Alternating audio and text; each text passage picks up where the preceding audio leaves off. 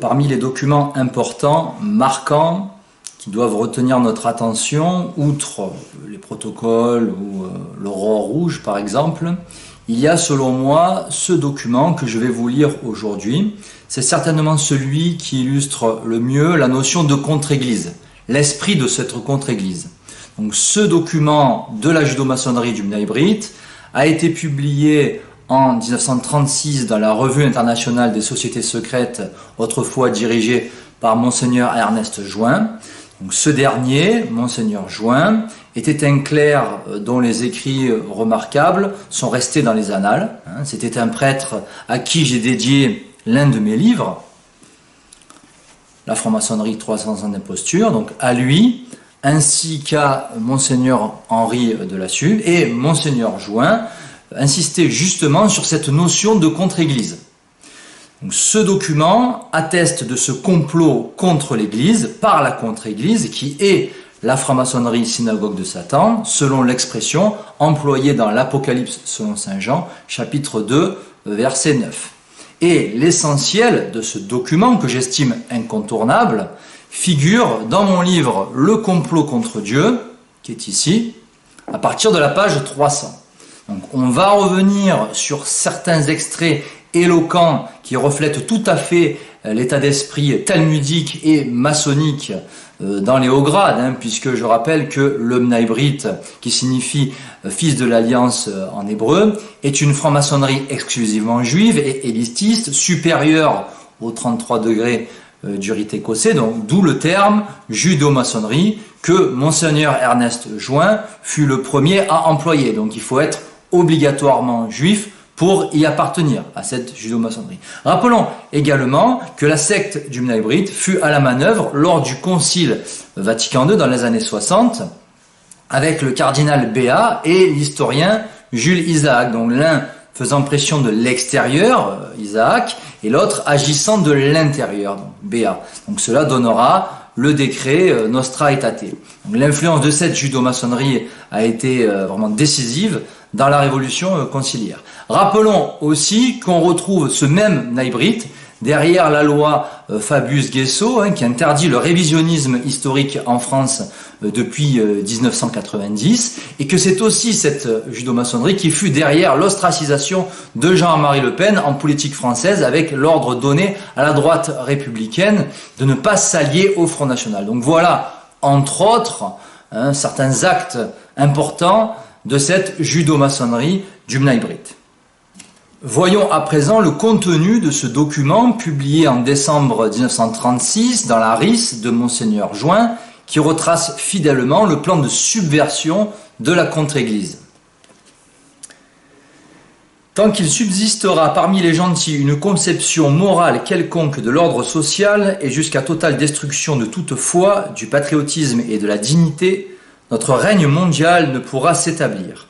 Une partie de notre tâche est accomplie, mais il s'en faut que nous ayons renversé notre principal adversaire, l'Église catholique. Donc, la couleur est affichée d'entrée, donc dans l'esprit des protocoles d'ailleurs, on nous parle ouvertement de domination mondiale et l'ennemi est clairement désigné.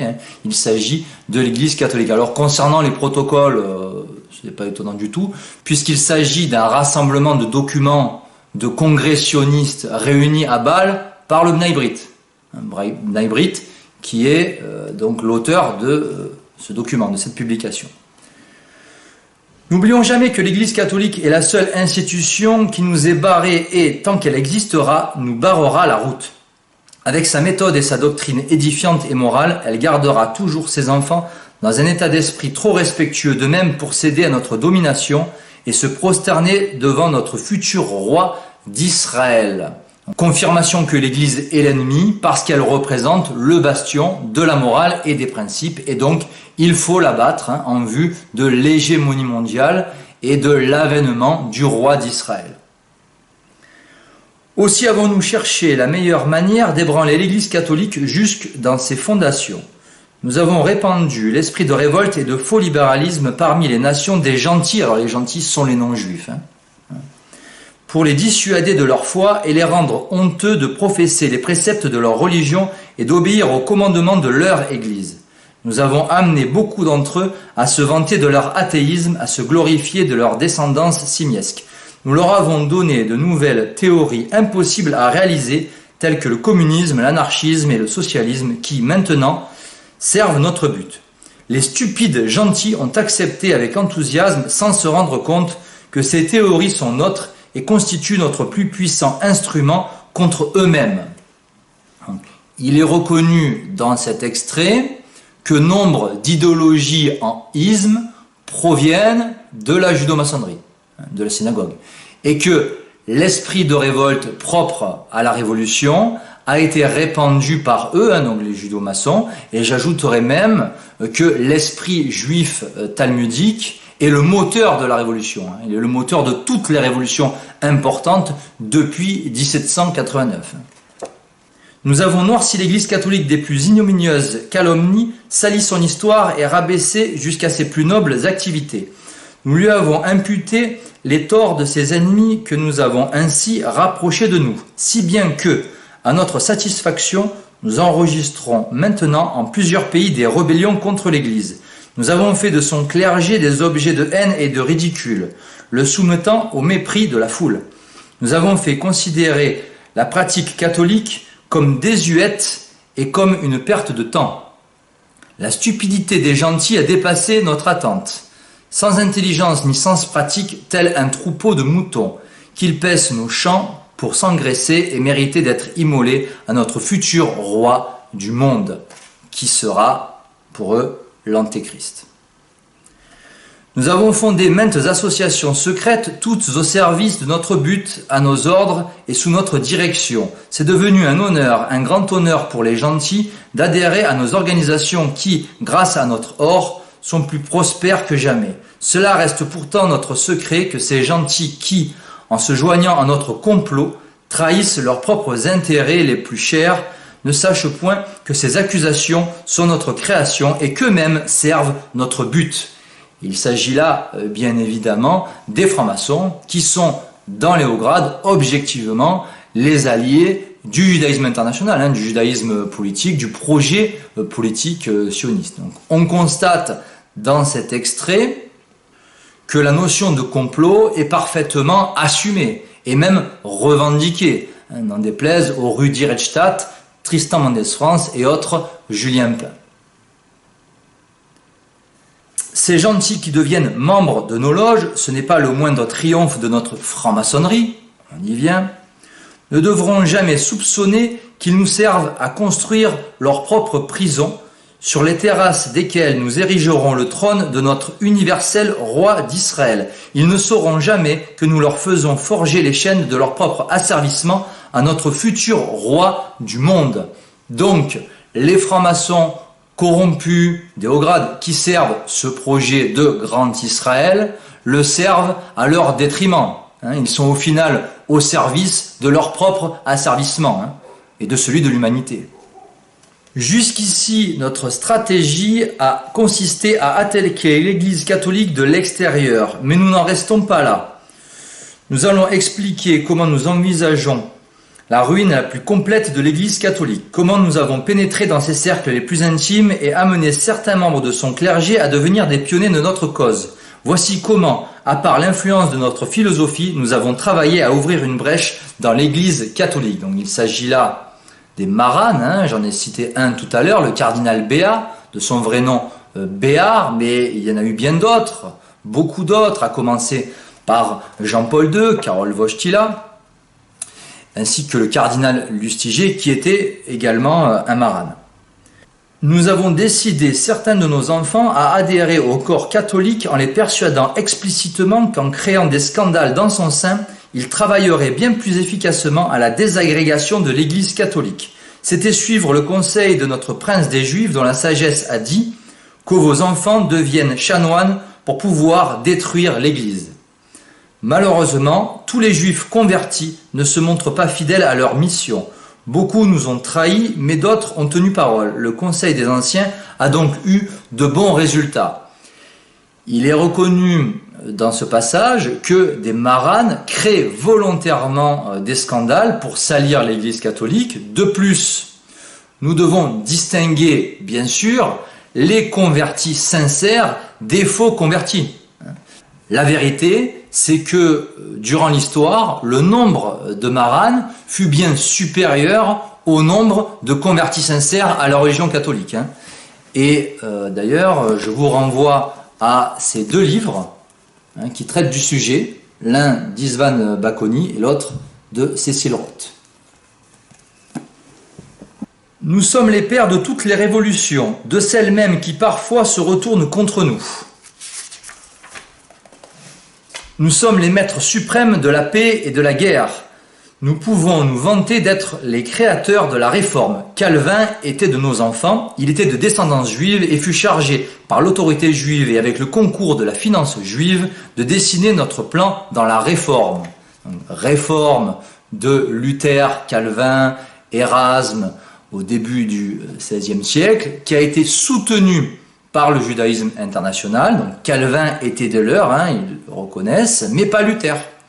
Luther qui était anti-juif, mais qui a quand même servi objectivement les plans de la synagogue, les plans de la contre-église. Martin Luther céda à l'influence d'amis juifs, et là encore, autorité et finances juives aidant, sa conspiration contre l'Église catholique réussit pleinement.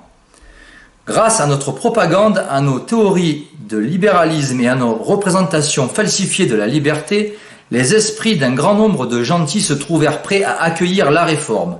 En se séparant de l'Église, ils tombèrent dans notre piège. L'Église catholique se trouva très sensiblement affaiblie et son autorité sur les rois des gentils a été ainsi presque réduite à néant. Et ce constat est exact, cela nous renvoie d'ailleurs à la conférence que j'avais donnée à Vézelay puis en Savoie et qui est intitulée « De la réforme au nouvel ordre mondial ». Nous savons gré aux protestants de leur loyalisme à nos vœux, bien que dans la sincérité de leur foi, la plupart n'en soient pas conscients. Nous leur savons gré du merveilleux concours qu'ils nous apportent dans notre lutte contre le bastion de la civilisation chrétienne et dans la préparation de notre suprématie sur le monde et sur les royaumes des gentils. Jusqu'ici, nous avons réussi à renverser la plupart des trônes d'Europe. Le reste suivra dans un proche avenir. Déjà, la Russie s'est inclinée sous notre loi. La France, avec son gouvernement maçonnique, est à notre discrétion.